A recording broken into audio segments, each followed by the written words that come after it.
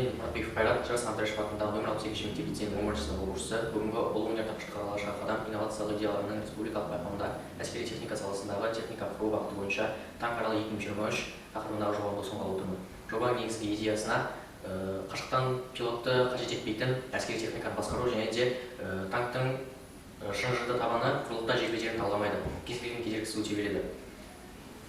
Көргендеріңіздей танк пішінінде біздің макет жеңілдетілген түрде жасалған және де бұл 5 бөлшектен тұрады. Бірінші бөлшек ультразвуковой датчик. Ультрадыбыстың негізгі мақсаты өзіне жақын орналасқан объектілерге дейінгі қашықтықты анықтау. Ультрадыбыстық толқындар өзіне жақын орналасқан объектіге жіберіліп, кері шағылысқан сәулелерді қабылдау арқылы ультрадыбыстық импульстің уақытын анықтау арқылы жақын объектке орналасқан қашықтықты жоғары дәлдікпен есептейді. Екіншісі бізде түс сенсоры 3 режимде жұмыс істей алады. Түс режимінде сенсор өзіне жақындаған объектінің түсін анықтай алады.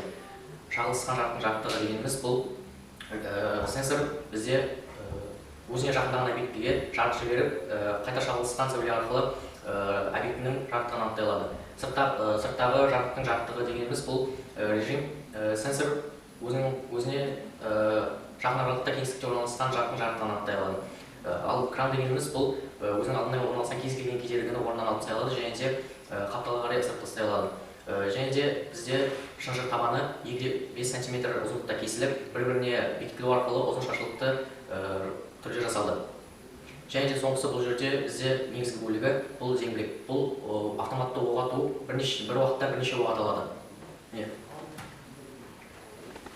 Тәжірибе түрінде таныстырып жіберсем, бұл танк моделі бізде Lego Mindstrong Education EV3 конструкторының негізінде құрылған болатын. EV3 қосымшасы арқылы басқара аламыз.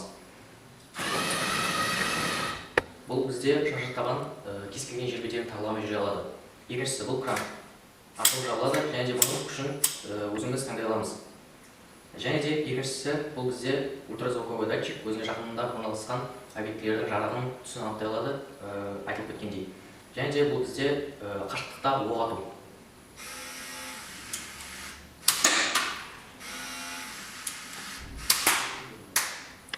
Қорыта келгенде біздің айтқымыз келгені, болашақта біздің қорғаныс жүйемізге осындай қашықтықта пилотты қажет етпейтін әскери техникалардың көптеп өндірілуі қажет екенін айтқымыз келген. Адам басқарылатын техникада адам өлімінде орын алады. Болашақта уақытта тиімді пайдаланатын, бір уақытта бірнеше қызмет атқаратын техникалар біздің жүйемізге өте қажет. Атап айтқанда, әскери қызмет бұл әрқашанда құрметті және де жоғары бағаланады. Біздің қауіпсіздігіміз үшін құрық шекараларында шекарашылар біздің шекарамызды қорғайды, ал теңіз шекарасында теңіз су аралығын бақылайды. Ал зымыраншылар, артиллеристер, танкшілер бұлар біз үшін бейбіт халық үшін, яғни сіз үшін және мен үшін әрқашанда қорғау үшін дайын тұрады. Әскери қызмет бұл әрқашанда ерлік, құрмет және де жоғары бағаланады.